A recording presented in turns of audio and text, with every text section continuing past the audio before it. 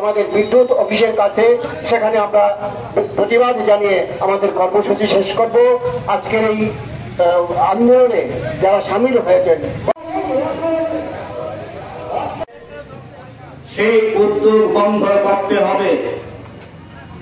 আমাদের দাবি, সম্প্রতি অস্বাভাবিক হারে বিদ্যুতের যে দাম অর্থাৎ মাসুল বৃদ্ধি করা হয়েছে, সরকারকে অবিলম্বে তা প্রত্যাহার করতে হবে।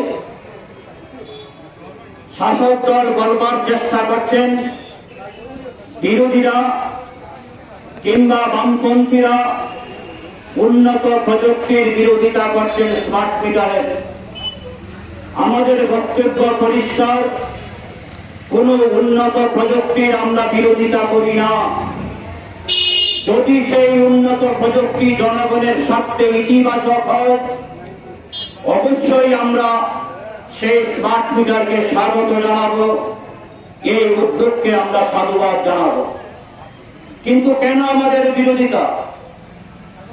আমাদের দেশে বিদ্যুৎ সংক্রান্ত বিষয় নিয়ে যারা গবেষণা করেন, প্রকৌশলীরা, তারা বলছেন স্মার্ট মিটার ব্যবহার করলে পরে সেখানে বিদ্যুতের বিলটা একটু বেড়ে যায়, বিদ্যুতের বিল বাড়বে।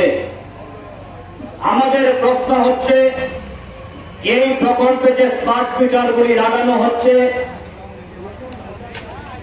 আপনারা শুনছিলেন আমার আগে বক্তা বলছিলেন আপনাদের কাছে যে আমাদের দেশের আদানি, আম্বানি, টাটা, এই সমস্ত গোষ্ঠীগুলিকে তার বরাত দেওয়া হয়েছে। আমাদের দেশে সরকারি তথ্যে বলা হচ্ছে 27 কোটি, বেসরকারি তথ্যে বলা হচ্ছে আর একটু বেশি, যে এই যে স্মার্ট মিটার লাগানোর যে প্রকল্পটা সরকার সেখানে গ্রহণ করছেন। এক একটা স্মার্ট মিটারের দাম 10,000 টাকারও বেশি। প্রশ্ন হচ্ছে, এই প্রকল্পে এটা পরিষ্কার না, যদি একজন গ্রাহকের বাড়িতে সেই মিটারটা নষ্ট হয়, তাহলে পরবর্তী সময়ে মিটারটা কে লাগাবেন? এই বিষয়টাও সরকার পরিষ্কার করছেন না।